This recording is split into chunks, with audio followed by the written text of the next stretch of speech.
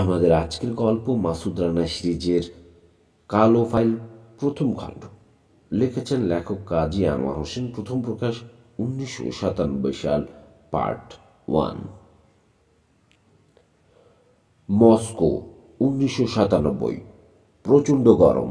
আগুনের হলকার মতো রংহীন কাঁপা কাঁপা ভাব উঠছে রাস্তা থেকে, দালান কোঠার দেওয়াল, ছাদ থেকে। ক্যাবিনেট বিল্ডিং থেকে বেরিয়ে নিজের অফিসিয়াল বাহন দীর্ঘ কুচকুচে কালো মার্সিডিজ 600-এ চেপে বসলেন রাশিয়ার প্রেসিডেন্ট ম্যাক্সিম সাবুরভ। আগের প্রায় সব কিছুই বদলে গেছে এদেশের। জিল লিমুজিনের একচ্ছত্ব আধিপত্য এখন ইতিহাসের বিষয়। তাদের জায়গায় দাপটের সাথে রাজত্ব চালাচ্ছে বিলাসবহুল জার্মান, আমেরিকান আর ব্রিটিশ গাড়ি। জিলের উৎপাদন বন্ধ হয়ে গেছে 95-তে। চৈকা আর পবেদার ও নাবিশ্বাস চলছে এখন যায় যায় অবস্থা। ফিরেও তাকায় না ক্রেতারা। যার পকেটে পয়সা আছে গাড়ি কেনার, সেই ছুটে বিদেশি সুন্দর সুন্দর গাড়ির খোঁজে। ইতিহাসের ধারক হিসেবে যেসব রুশ গাড়ি এখনও চলছে তার সবই দ্বিতীয় ও তৃতীয় শ্রেণীর সরকারি কর্মকর্তা কর্মচারীদের কাজে ব্যবহার হয়। উঁচু খিলানোওয়ালা গেট পেরিয়ে স্টারায়া প্রসাদে পড়ল প্রেসিডেন্টের গাড়ির বহর। তারপর হাহা করে ছুটল শহরতলির দিকে। মার্সিডিজের সামনে পেছনে দুটো চুইকা আছে। প্রতিটিতে 4 জন করে প্রেসিডেন্সিয়াল বডিগার্ড চলেছে তার সাথে। এদের আরেকজন আছে মার্সিডিজের মিলিশিয়া সোপারের পাশের আসনে। আলপাকার রেজিমেন্টের সদস্য এরা। দলনেতা বসেছে পেছনের চৈকার সামনের আসনে। সেন দৃষ্টি লেপ্টে আছে তার মার্সিডিজের উপর। শরীর ভালো নেই বলে কয়েকদিনের ছুটি নিয়েছেন প্রেসিডেন্ট। অবসর কাটানোর জন্য পেরেদেলকিনোর উজবই চলেছেন। ওখানে আছে তার সরকারি অবসর যাপন কেন্দ্র, রাজকীয় দাচা বা গ্রাম্য বাড়ি। কয়েক একর জমির উপর সুউচ্চ পাইন, বার্স আর হাজারো জাতের ফুলের বাগান গেরা নয়নাবিরাম দাচা। তুলোর মতো নরম, মখমলের মতো মসৃণ, প্রশস্ত ব্যাক সিটে ভালো করে হেলান দিয়ে বসলেন প্রেসিডেন্ট সাবুরভ। পা ছড়িয়ে দিলেন যত দূর সম্ভব। নিয়মমাফিক আজ সকালেই উজবই চলে গেছেন তার স্ত্রী এবং পরিবারের প্রায় সবাই। 2 ছেলে, বড় ছেলের বউ, একমাত্র মেয়ে আর তার 2 বছরের ফুটফুটে কন্যা সন্তান লুদমিনা। প্রেসিডেন্টের একান্ত প্রিয় নাতনি। জামাই ব্যবসার কাজে বিদেশে, সে বাদে অন্য সবাই এই মুহূর্তে প্রেসিডেন্টের প্রতীক্ষায় আছে ওখানে, জানেন তিনি। তার স্বভাবতই খুশি থাকার কথা। অথচ উল্টে বেদম ভার হয়ে আছে প্রেসিডেন্টের মন। গভীর দুশ্চিন্তায় ডুবে আছেন ম্যাক্সিম সাবুরভ। দেশের ভবিষ্যৎ চিন্তায় গত কিছুদিন ধরে ঘুম হারাম হয়ে গেছে তার। কোনো দেশে আচমকা অবকাঠামোগত পরিবর্তন এলেই কিছু না কিছু বিশৃঙ্খলা দেখা দেবেই, সেটাই স্বাভাবিক। সব সমাজ, সব দেশের ক্ষেত্রেই তা ঘটে থাকে। অনেকটা সৃষ্টির প্রসব বেদনার মতো, তবে তারও তো একটা মাত্রা থাকে। কিন্তু রাশিয়ায় সেই মাত্রাটা নেই, হারিয়ে গেছে কোথায় যেন। চরম বিশৃঙ্খলার ফাঁকে কেবলই তলিয়ে যাচ্ছে দেশ একটু একটু করে। কারো কোনো মাথা ব্যথা নেই, কেউ দেখে না মাদার রাশিয়ার চোখের পানি। কি হবে এদেশের? 91-তে রাশিয়ায় মুক্তবাজার অর্থনীতি চালু করতে গিয়েছিলেন গণতন্ত্রের একনিষ্ঠ সেবক আনারি সাইবেরিয়ান বরিস ইয়েলৎসিন। কিন্তু শেষ পর্যন্ত অর্থ হারিয়ে কেবল নীতি আর ডিগ্রির ওপর ডিগ্রি জারি করে ক্ষমতা আঁকড়ে রাখার কসরত করতে গিয়ে দেশের 12টা বাজিয়েছেন তিনি। 1000 বছর পিছনে টেনে নিয়ে গেছেন রাশিয়াকে। যুদ্ধবন্দী নারীর মতো বারবার দূষিত হয়েছে এদেশের অর্থনীতি। তারপর লজ্জায়, ঘৃণায় আর হতাশায় আত্মহত্যা করেছে সে এক সময়। 60-65 সালের দিকে নতুন এক রুবলের দাম যেখানে ছিল প্রায় $1 সমান, ব্যবধান বাড়তে বাড়তে তারই দাম এখন ঠেকেছে এসে 1 মিলিয়ন রুবল সমান $1। কোনো পাগলেও কি তা বিশ্বাস করবে? অথচ এটাই বাস্তব, নির্মম বাস্তব। দেশ জুড়ে আকাল দুর্ভিক্ষ, সেসব প্রতিরোধ করার উপযুক্ত কোনো পদক্ষেপ নিতে ব্যর্থ হলেন ইয়েলৎসিন। আমেরিকা আর ইউরোপের বৃক্ষের সাহায্যে খুঁড়িয়ে খুঁড়িয়ে চলল কিছুদিন দেশ, ওদিকে মাথাছাড়া দিয়ে উঠল অপ্রতিরোধ্য এক অশুভ শক্তি, রুশ মাফিয়া, যাকে সামাল দিতে পুরোপুরি ব্যর্থ হলো প্রশাসন। পিছিয়ে গেল অনেকটা যা খুশি করুগ্যে ধরনের ভাব করে। চারদিকের হাজারো বিশৃঙ্খলার মধ্যে ইয়েলৎসিন যোগ করলেন আরেক যন্ত্রণা, যার নাম চেচনিয়া। দুর্জেয় চেচেনদের স্বাধীনতার স্বাদ মিটিয়ে দিতে আক্রমণ করে বসলেন পাহাড় পরিবেষ্টিত প্রায় দুর্ভেদ্য চেচনিয়া। ফল হলো উল্টো, ছেড়ে দে মা কেঁদে বাঁচি দশা হলো ইয়েলৎসিনের। ক্ষমতার দম্ভে তিনি হয়তো ভুলে গিয়েছিলেন যে চেচেনরাই একমাত্র জাতি যারা কোনোদিনই মস্কোর পুরো আধিপত্য স্বীকার করেনি। অতীতের জারদের কয়েকজন এবং নিষ্ঠুরতম একনায়ক স্ট্যালিন পর্যন্ত ব্যর্থ হয়েছিলেন তাদের দমন করতে, মস্কোর বশ্যতা স্বীকার করাতে। রুশ সেনা ও বিমান বাহিনী নিজেদের সর্বশক্তি ব্যয় করেও যখন বাগে আনতে পারল না বেয়ায়া জাতিটিকে, বরং তাদের পাল্টা হামলায় প্রতিদিন শত শত রুশ সৈন্য মারা যেতে থাকল। গ্রজনী মস্কো রুটের বিশেষ বিরতিহীন ট্রেন বোঝাই হয়ে ফেরত আসতে থাকলো তাদের লাশ, নিদ্রাভগ্ন হলো রুশ জনগণের। অবশেষে ৯৫ সালে ইয়েলৎসিনের হঠকারিতার জবাব দিল পার্লামেন্টে বা দুমা। একের পর এক হার্ট অ্যাটাকের ফলে প্রায় আধমরা জনমস্তিষ্কের গণতন্ত্র প্রেমিককে মুক্তি দিয়ে নির্বাচিত করল যার তেমন একটা আশা ছিল না, সেই ম্যাক্সিম সাবুরভকে। সে নির্বাচনে কমিউনিস্ট পার্টির গেনাদি জুগানভের সম্ভাবনা ছিল বেশি। আরও এক শক্ত প্রতিদ্বন্দ্বী ছিল সাবুরভের কঠোর রুশ জাতীয়তাবাদী নেতা ভ্লাদিমির জিরিনোভস্কি। এর আবার রঙিন পানি আর যৌন কেলেঙ্কারির হাজারো কেচ্ছা মানুষের মুখে মুখে ভেড়ে। প্রায় ৩ বছর হতে চলল ক্ষমতায় বসেছেন সাবুরভ, অথচ কিছুই করতে পারেনি দেশের জন্য। কিছুতে শৃঙ্খলার বাঁধনে বাঁধতে পারছেন না তিনি রাশিয়াকে। গত কয়েক মাস ধরে সাহায্যদাতা দেশগুলো, বিশ্বব্যাংক, ইইসি প্রায় প্রত্যেকে কঠোর ভাষায় ধমকের পর ধমক লাগিয়ে আসছে সাবুরভকে। আইন শৃঙ্খলা নিয়ন্ত্রণ ও অর্থনৈতিক সংস্কার কর্মসূচির উপর জোর দেওয়ার পরামর্শ দিচ্ছে, তবু কিছু করতে পারছেন না তিনি, কিচ্ছু না। ত্যক্ত হয়ে এরই মধ্যে একবার পদত্যাগ করার কথাও ভেবেছেন সাবুরভ, পরে মত বদলেছেন। সেদিনের পর রুশ জাতীয়তাবাদী দল আজ নাম বদলে হয়েছে ইউনিয়ন অব প্যাট্রিয়ট ফোর্স বা ইউপিএফ। গত ২ বছর অনেক সুসংগঠিত হয়েছে দলটি। মাতাল জিরিনোভস্কিকে সরিয়ে তার পদ দখল করেছে আনাতোলি শ্যাপিভ নামে এক প্রাক্তন প্রকৌশলী। এই লোকটির জনপ্রিয়তা এখন তুঙ্গে। সাবুরভ জানেন তিনি পদত্যাগ করলে বেশিরভাগ লোকই শেপিলবই নিঃসন্দেহে রাশিয়ার পরবর্তী প্রেসিডেন্ট বানিয়ে ছাড়বেন। কিন্তু তার ব্যাপারে কিছু কিছু গোয়েন্দা রিপোর্ট সাবুরভের হাতে পৌঁছেছে।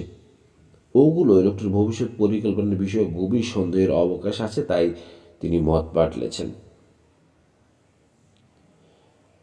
শেপিলভের ব্যাপারে আরও বিস্তারিত তথ্য সংগ্রহে ব্যস্ত রয়েছে জাতীয় গোয়েন্দা সংস্থা।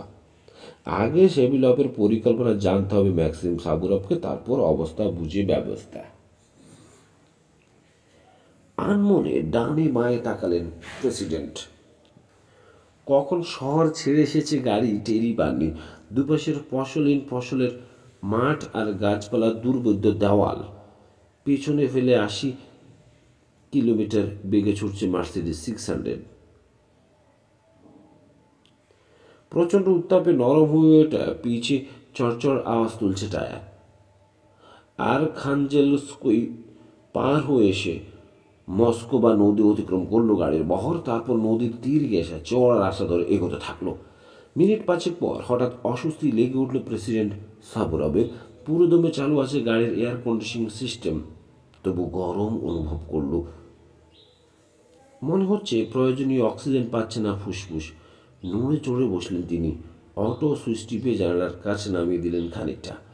গরম বাতাস ঝাপটা মারল নাকে মুখে। এবার একটু যেন সহজ হলো ফুসফুসের কাজ। আরো 5 মিনিট পর ডানে বাঁক নিয়ে পেরেদেলকিনো রোডে পড়ল গাড়ি। ওটাকে ভাগিয়ে নিয়ে অভ্যাস বসে চোখ তুলে রিয়ার ভিউ মিররের দিকে তাকালো মিলিশিয়া সোপা। পরক্ষণে চোখ কুচকুটল তার। প্রেসিডেন্ট নেই, দেখা যাচ্ছে না তাকে আয়নায়। ব্যাপার কি? পাশের গার্ডকে কিছু বলল সে। ঘুরে পিছনে তাকালো লোকটা বিস্মিত চোখে। পর মুহূর্তে চেঁচে উঠল। চট করে পথের পাশে গাড়ি দাঁড় করিয়ে ফেলল সোপা। থেমে গেল সামনে পেছনে চৈকা দুটো। দুধ দাঁড় করে ছুটে এলো গার্ড রেজিমেন্টের 8 সদস্য। সবার হাতে উদ্যত মিনি উজি। কাছে এসে গাড়ি ঘিরে দাঁড়িয়ে গেল তারা বৃত্তাকারে। পিছনের দরজা খুলে আগেই ভেতরে দেহের অর্ধেক গলিয়ে দিয়েছিল হতভম্বা সোপা। কলার ধরে টেনে বের করে আনলো তাকে গার্ড বাহিনীর চিফ। স্পেসনার বাহিনীর প্রাক্তন এক কর্নেল। প্রেসিডেন্টকে সিটের উপর নিথর পড়ে থাকতে দেখে আঁতকে উঠল সে। দু হাতে বুক চেপে ধরে আছেন প্রেসিডেন্ট, চোখ বন্ধ। দম নিচ্ছেন খুব ঘন ঘন সংক্ষিপ্ত। প্রমাদ গুণল কর্নেল। প্রথম দর্শনে বুঝে ফেলেছে কি ঘটেছে প্রেসিডেন্টের। এখনই তাকে দেশের 1 নম্বর স্টেট ক্লিনিকে নিতে হবে, ইন্টেন্সিভ কেয়ার ইউনিটে ভর্তি করতে হবে। কিন্তু সেই জায়গা বহু মাইল পেছনে ফেলে এসেছে তারা। চিন্তা করার সময় নেই। লাফ দিয়ে ভেতরে ঢুকে পড়ল কর্নেল। প্রেসিডেন্টের মাথা কোলে নিয়ে দ্রুত গাড়ি ঘোরাবার নির্দেশ দিল সোফারকে। অনেকটা জায়গা নিয়ে ইউটার্ন নিল মার্সিডিজ। তীর বেগে ফিরে চলল মস্কোর দিকে। গন্তব্য স্প্যারো হিলস বা এককালের লেনিন হিলস। ঠিক হয়ে বসে পকেট থেকে পোর্টেবল ফোন সেট বের করে ক্লিনিকের নাম্বারে যোগাযোগ করল কর্নেল। এই মুহূর্তে একটা সর্বাধুনিক অ্যাম্বুলেন্স পাঠানোর নির্দেশ দিল যাতে মাঝপথে যোগাযোগ হয় 2 গাড়ির। প্রেসিডেন্টকে স্থানান্তর করা যায় ওটায়। পথে দেরি হয়নি বিন্দুমাত্র, কিন্তু তবু লাভ হলো না। মনিটরের স্ক্রিনে বেশি ওঠা সরল রেখায় কোনো ভাঁজ পড়ল না বা তার তীক্ষ্ণ টানা বাসিতে কোনো ছন্দপতন ঘটল না। 3 ঘন্টা পর হাল ছেড়ে সোজা হলো সিনিয়র ফিজিশিয়ান। হতাশ ভঙ্গিতে মাথা দোলালো এই পাশ ও পাশ।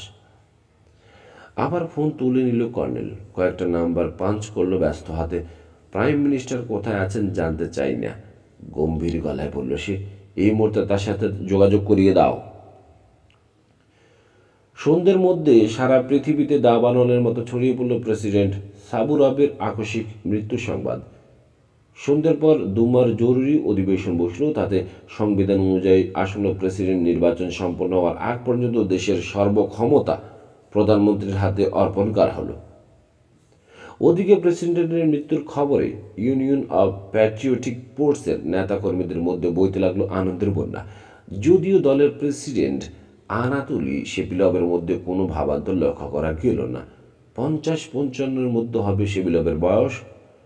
শক্তপোক্ত গঠন, চাউনি অন্তর্বেদী, সম্মোহনী শক্তি আছে লোকটার মধ্যে। ভদ্র মার্জিত রুচির মানুষ। যখন কোনো জনসভায় ভাষণ দেয় শেপিলভ, সাধারণ মানুষ হা করে গেলে তার প্রতিটি কথা। অথচ মাত্র 4 বছর আগেও লোকটিকে বলতে গেলে দেশের কেউই চিনত না। শেপিলভের প্রচণ্ড ব্যক্তিত্ব আর জনপ্রিয়তার সামনে তাসের ঘরের মতো উড়ে গেছে ব্লাদ দ্য ম্যাড বা ভ্লাদিমির জিরিনোভস্কির জনপ্রিয়তা। অনেকেই জানে না, কঠোর জাতীয়তাবাদী জিরিনোভস্কির দ্রুত পতনের জন্য দায়ী আসলে আনাতোলি শেপিলভ স্বয়ং। তারই গোপনে ভাড়া করা লোকেরা রাতারাতি অজস্র রাজনৈতিক দল খুলে জনসভার নামে দেশ জুড়ে নানান কুৎসা ছড়িয়েছে জিরিনোভস্কির নামে। এত দল আর এত কুৎসা, যার মোকাবেলা করার ক্ষমতা একার পক্ষে সম্ভব নয় কোনো মানুষের। শেষ পর্যন্ত 95 সালের শেষ দিকে গত প্রেসিডেন্ট নির্বাচনের পরপরই রণে ভঙ্গ দিল জিরিনোভস্কি। পথ খোলাসা করে দিয়ে গেল শেপিলভের। নির্বাচনে যাকে নির্দ্বিধায় দ্বিতীয় হবে বলে ধরে নিয়েছিল দেশি বিদেশি পর্যবেক্ষকরা, সেই লোক স্রেফ কর্পূরের মতো উবে গেল রাশিয়ার রাজনীতির অঙ্গন থেকে। ফলে তার বিকল্প হিসেবে চরম ডানপন্থী দেশপ্রেমিক শেপিলভকে মাথায় তুলে নিল রুশ জনগণ। এই মুহূর্তে জনগণের বন্ধু বলতে তাকেই বোঝে সবাই। দেশদরদি দল বলতে বোঝে তারই ইউপিএফকে।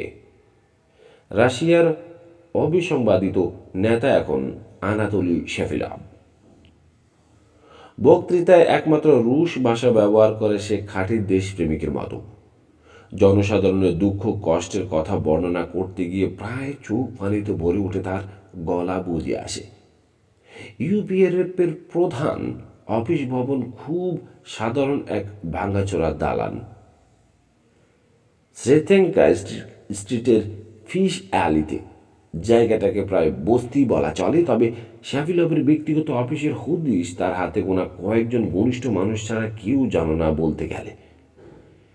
টিভি বা পত্রপত্রিকার সাংবাদিকদের সযত্নে এড়িয়ে চলে সে, কারণ টিভিতে এমন কিছু সে প্রদর্শিত হতে দিতে চায় না যাতে ইউপিএফ প্রেসিডেন্টের ভাবমূর্তি ক্ষুণ্ণ হওয়ার সম্ভাবনা দেখা দিতে পারে। পত্রপত্রিকার লোকজনকে এড়িয়ে চলে কারণ তাদের বেহায়া প্রশ্নের মুখোমুখি পড়তে চায় না। তারপরও টিভিতে রোজই তাকে দেখে জনসাধারণ কমার্শিয়ালে। নিজের ওস্তাদ ফিল্ম মেকিং জিনিয়াস আইভান ম্যালেকের নিজ হাতে তোলা এবং এডিট করা ছবি সেসব। টিভির খবরে কখন তাকে দেখানো হবে তার বক্তব্যে 2-4 লাইন তুলে ধরা হবে, সেজন্য বসে থাকার মানুষ নয় শেফিলভ। তাই প্রতিদিন কয়েক বিলিয়ন রুবল ব্যয় করে সে টিভির সময় কেনার পেছনে। এত অর্থ তার কোত্থেকে আসে কেউ সে প্রশ্ন তোলে না। যারা সে প্রশ্ন তুলতে পারে তাদেরকে তো শেফিলভ ধারেই ঘেঁষতে দেয় না, কাঁধেই তুলবে কে। তার জনসভায় কোত্থেকে এত শ্রোতা আসে কেউ জানে না। তার প্রত্যেকটি জনসভায় যে হাজার হাজার মুখ দেখা যায় তারা প্রত্যেকে ইউপিএফের অন্ধ অনুসারী বাছাই করা। সবখানে সব সময় না তাকে পিঁপড়ের মতো ঘিরে থাকে তারা। সাধারণ মানুষ তার ধারে কাছে যাওয়ার সুযোগ না পেলেও প্রতিনিয়ত তার মুখে নিজেদের মনের কথা আশার বাণী শুনে, আর তার প্রতিটি জনসভায় হাজার হাজার মানুষের উপস্থিতি এবং তাদের ক্ষণে ক্ষণে গগন বিদারী শেফিলভ শেফিলভ ধ্বনি শুনেই ভারী খুশি তারা। তবে শেফিলভ যে একেবারেই সাংবাদিকদের মুখোমুখি হয় না তা নয়, হয়, তবে দেশি নয় বিদেশি সাংবাদিকদের। বছরে 2-1 বার আমেরিকা ও পশ্চিম ইউরোপীয় দেশগুলোর রক্ষণশীল সাংবাদিকদের বেছে বেছে আমন্ত্রণ জানানো হয় শেফিলভের পক্ষ থেকে। অবশ্য আগে থেকে নির্ধারিত প্রশ্ন করতে হয় তাদের। বাড়তি কোনো প্রশ্নের জবাব দেয় না শেফিলভ, এই যা। সেই সময় তার দোভাষীর কাজ করে দলের প্রচার সম্পাদক, আমেরিকান এক আইভি লীগ কলেজ গ্র্যাজুয়েট তুখোর নিকোলাই কপিতভ। যারা রুশ বোঝে না বেছে বেছে তাদেরকে আমন্ত্রণ জানায় সে, কারণ তাহলে বেফাঁস কথা যদি কখনো আচমকা এক একটা বেরিয়ে পড়ে শেফিলভের মুখ থেকে সময় থাকতে কপিতভ সেটাকে গোষে মেজে চোখা ইংরেজিতে উপস্থাপন করতে সক্ষম হবে। ভুল বোঝাবুঝি এড়ানো যাবে। সাধারণ রুশদের মতো এইসব সাংবাদিকও একমত যে আনাতোলি শেফিলভই একমাত্র পারে রাশিয়াকে আসন্ন ভাড়াডুবির হাত থেকে রক্ষা করতে। ফেস টু ফেস ইন্টারভিউ সেরে দেশে গিয়ে যার যার পত্রিকার পাতা ভরায় তারা শেফিলভের গুণকীর্তন করে। প্রেসিডেন্ট ম্যাক্সিম সাবুরভের মৃত্যু সংবাদে একদিকে যখন ইউএফ নেতা কর্মীরা সম্ভাবনাময় নিশ্চিত ভবিষ্যতের চিন্তায় বুঁদ হয়ে আছে, অন্যদিকে সেই দিনই গভীর রাতে বলতে গেলে বড় রকম এক দুর্ঘটনাই ঘটে গেল শেফিলভের ব্যক্তিগত অফিসে। মস্কো কেন্দ্রের উত্তর প্রান্তে ভুলভার রিং রোডের মধ্যবর্তী কিসিনলি বুলভারের মাঝামাঝি এক সাইড রোড আছে। তার পশ্চিম পারে আধা একর জমি নিয়ে একটা পার্ক। তার পেছনের দিক এবং দুই পাশে ঘিরে রেখেছে জানালাহীন 3টি আকাশ ছোঁয়া ভবন। সামনের দিকে রয়েছে 10 ফুট উঁচু সবুজ রঙের পুরু স্টিল শীটের দেওয়াল। তার উপরের কিনারা দিয়ে ভেতরের কয়েকটা কর্নিফার গাছের ডালপালা দেখা যায়। স্টিলের ডবল গেট আছে দেওয়ালের গায়ে। পার্কটা আসলে এক ম্যানশন বা টাউন হাউসের বাগান। কমিউনিস্টদের ক্ষমতা দখলের আগেই নির্মিত। পরে 80 দশকের শেষ দিকে পুরনোটা ভেঙে নতুন এক ম্যানশন গড়া হয়েছে এখানে। এটাই বর্তমানে আনাতোলি শেফিলভের ব্যক্তিগত অফিস। বড় কঠিন জায়গা। ভেতরে ঢোকার মুখে সবুজ দেওয়ালে 2টো ভিডিও ক্যামেরা বসানো আছে। ভিজিটরকে প্রথমে ক্যামেরার মুখোমুখি দাঁড়াতে হবে, তার নিচে সেট করা ইন্টারকমের সাহায্যে ভেতরের গার্ডের সাথে কথা বলতে হবে। গার্ড সন্তুষ্ট হলে স্টিলের দেওয়ালের ভেতরে 5 কদম এগোবার সুযোগ পাবে ভিজিটর। 5 কদম পরে প্রথম গার্ড হাউস। 24 ঘন্টা 2 সশস্ত্র গার্ড পাহারায় থাকে এখানে।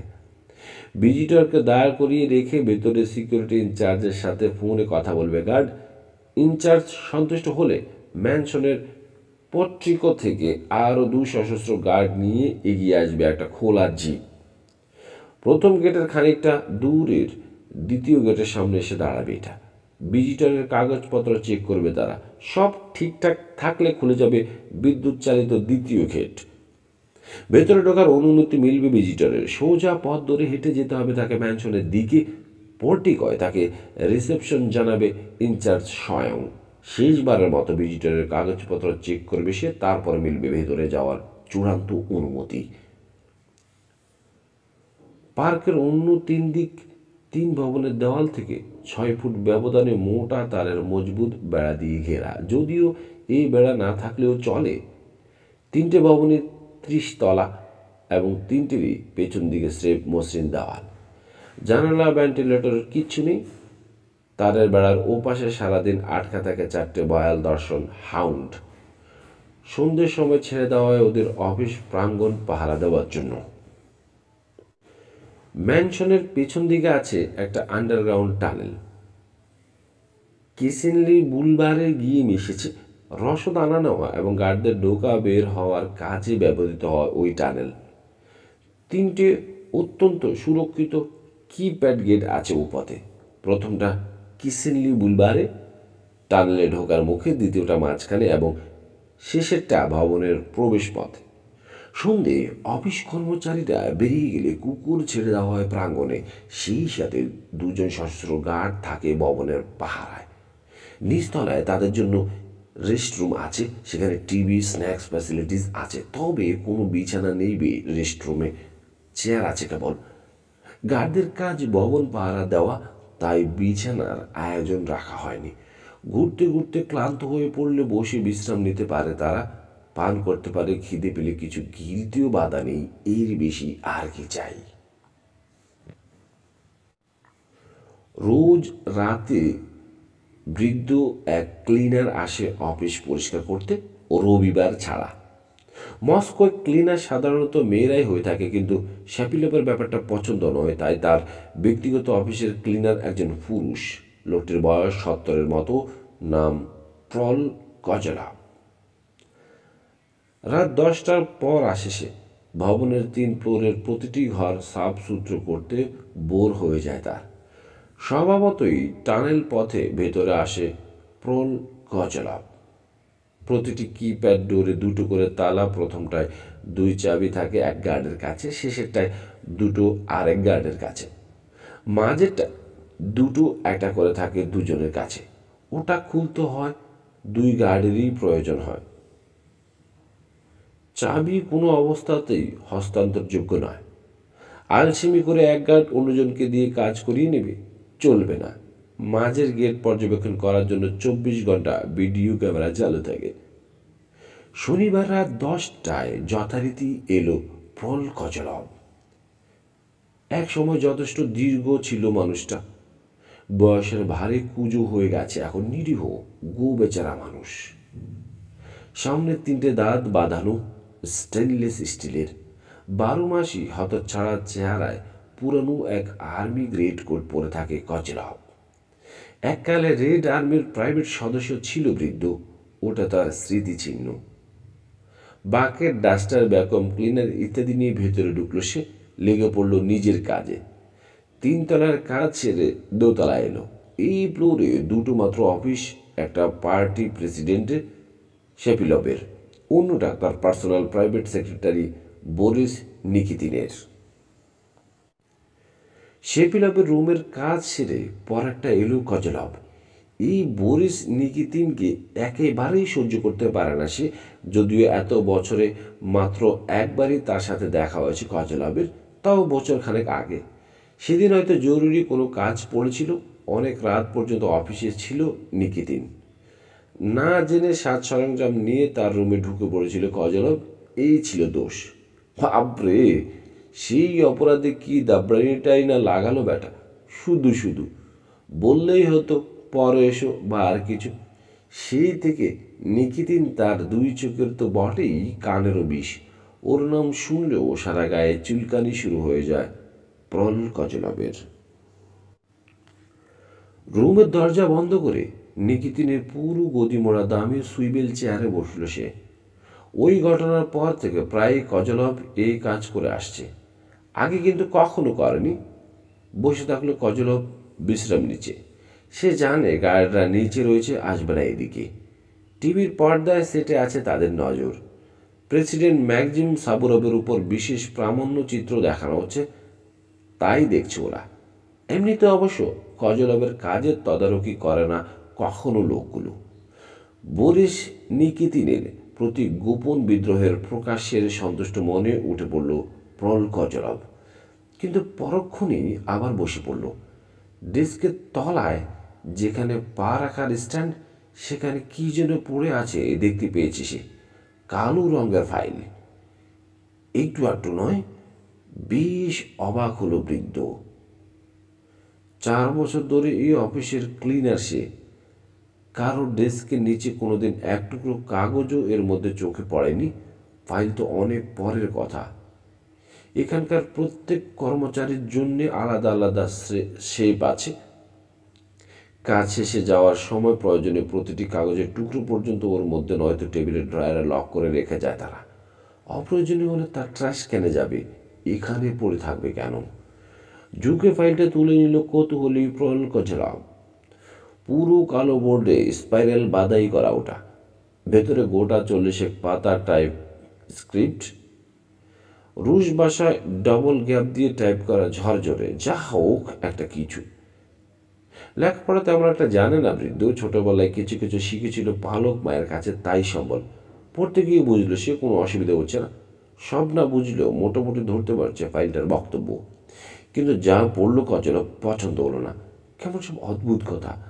ফাইলের কভার দেখে সে আরেকবার ওখানে যা লেখা আছে তার অর্থ ইউপিএ ম্যানিফেস্টো, মানে ইউনিয়ন অফ প্যাট্রিয়টিক ফোর্স দলের ভবিষ্যৎ কর্মসূচির ঘোষণা এটা।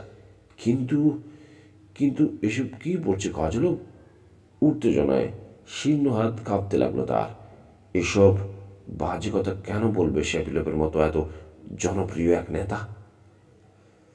কেন সে কজলভের প্রিয় পালক মাকে, তার ধর্মাবলম্বীদের এইভাবে হেয় করবে? তাদের ভবিষ্যতে। 1 ঘন্টা পর ধ্যান ভাঙল প্রল কজলভের। পুরো ফাইল পড়া হয়নি তার, তবে যেটুকু পড়েছে তাতে বুঝে ফেলেছে এদের ভেতরের কথা। সর্বনাশ! এই যদিও শেপিলভের মনের কথা, কিন্তু কেন?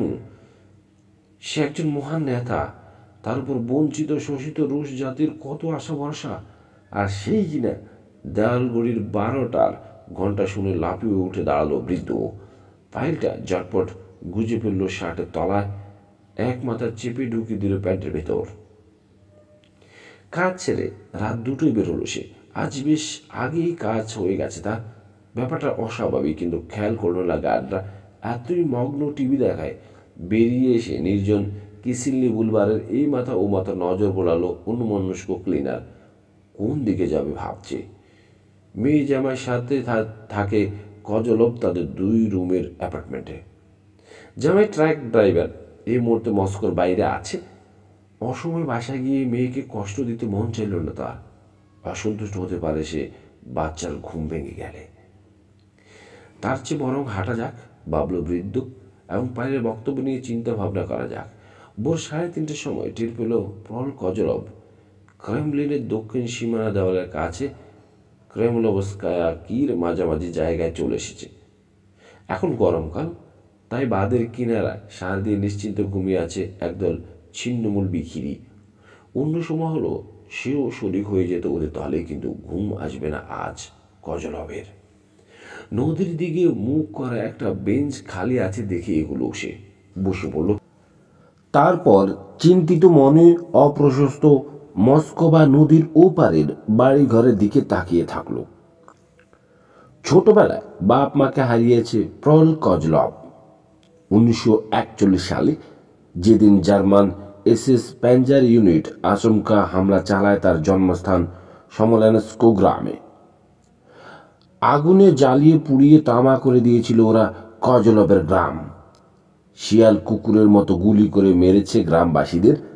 তার বাবা মাও ছিল তাদের মধ্যে।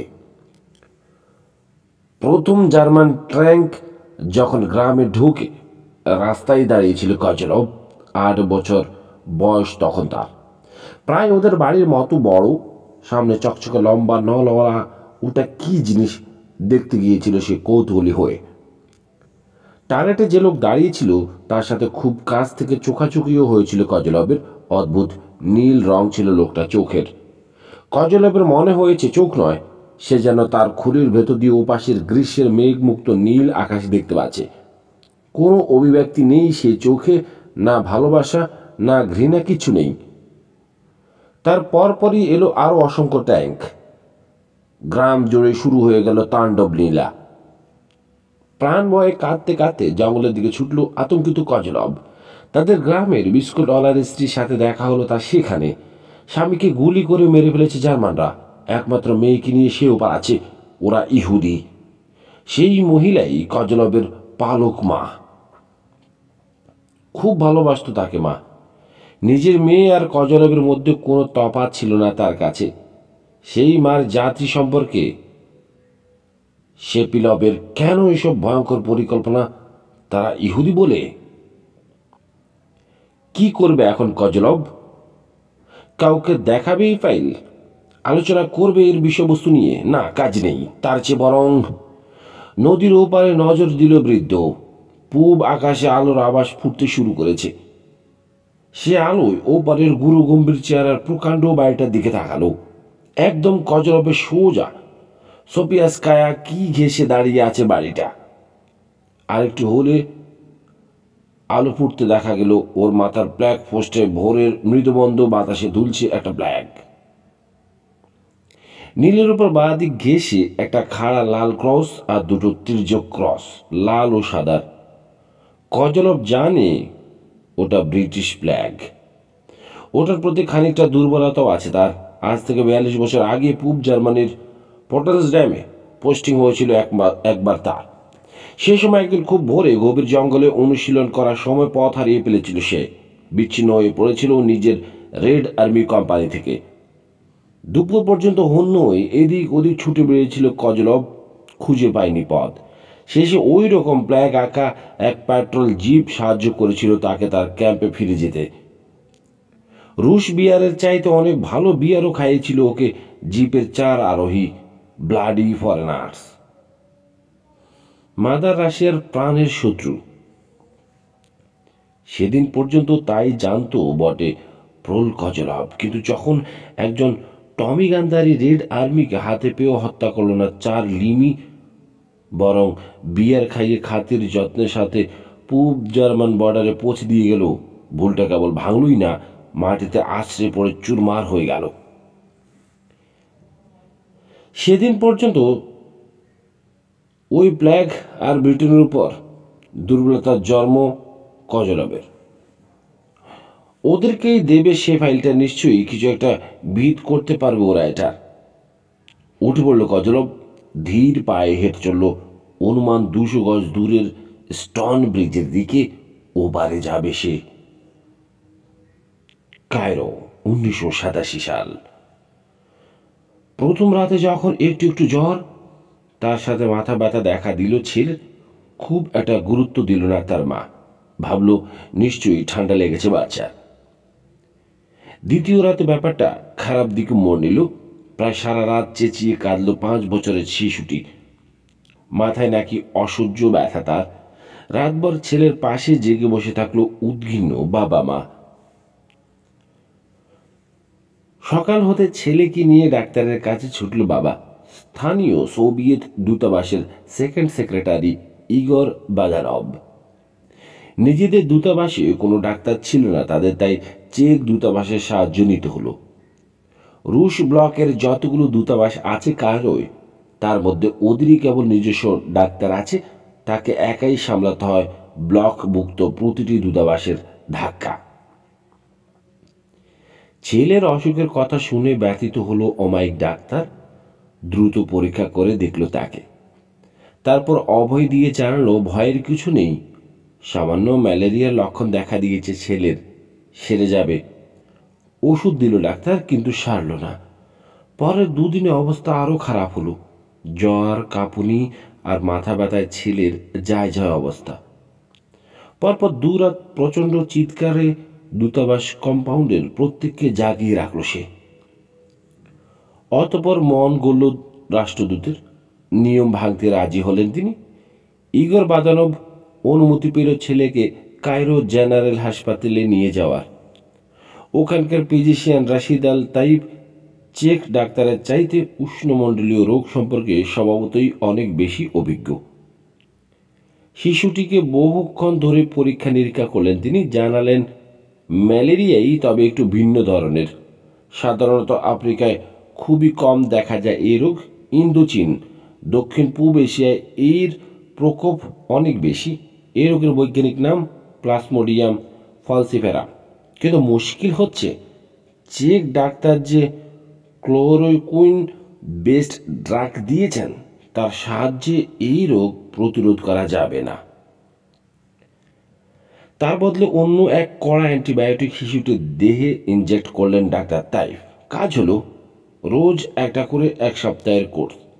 7 দিন ভালোই কাটলো, কিন্তু যেই কোর্স শেষ হলো অমনি অবস্থা যে কে সেই। খেপে গেল বাদানবের স্ত্রী।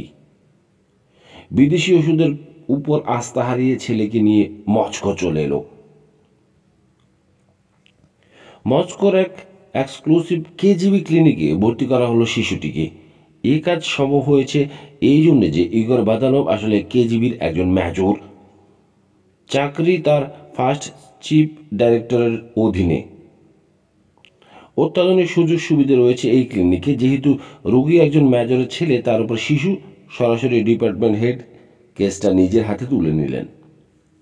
নানাভাবে ছেলেটিকে পরীক্ষা করলেন তিনি। যা দেখলেন আল্ট্রা স্ক্যানারে, তাতে কপালে দুশ্চিন্তার ভাঁজ পড়ল। পরে ছেলের মাকে নিজের অফিসে ডেকে পাঠালেন ডাক্তার। নরম সমবেদনা মাখা কণ্ঠে জানালেন কড়া অ্যান্টিবায়োটিক ইঞ্জেকশন দিয়ে বড়জোর 1 মাস বাঁচিয়ে রাখা যাবে তার ছেলেকে, তারপর আর কিছু করার থাকবে না। রাশিয়ায় এর কোনো ওষুধ নেই। ভিয়েতনাম যুদ্ধের সময় এই রোগে খুব ভুগেছে আমেরিকানরা, এবং একমাত্র তারাই এর প্রতিষেধক তৈরি করতে সক্ষম হয়েছে পরবর্তীকালে। খুবই বিরল রোগ এটা, নাম ম্যালিওডোসিস। ডাক্তার ব্যাপারটা জানেন, কারণ পশ্চিমা জগতের যাবতীয় ওষুধ সম্পর্কিত তথ্য নিয়মিত পেয়ে থাকেন তিনি। লং ডিস্টেন্স কলের সাহায্যে স্বামীকে কাঁদতে কাঁদতে দুঃসংবাদটা জানালো স্ত্রী। কাপা হাতে রোগটার নাম লিখে নিল বাষ্পরুদ্ধ মেজর বাদানভ। তক্ষণে দেখা করল কেজিবির হেড অব স্টেশন কর্নেল ইয়েরজিনের সাথে। প্রথমে সমবেদনা জানালো কর্নেল, তারপর বাদানবের অনুরোধ শুনে চোখ কপালে তুলল। American injection? পাগল হয়েছ নাকি তুমি? কিন্তু কমরেড কর্নেল, এই রোগের ওষুধ একমাত্র ওদেরই আছে। তা থাকুক, তাই বলে আমেরিকানদের সাহায্য চাইতে হবে? এর সাথে আমাদের জাতীয় মর্যাদার প্রশ্ন জড়িত মেজর। কি করে?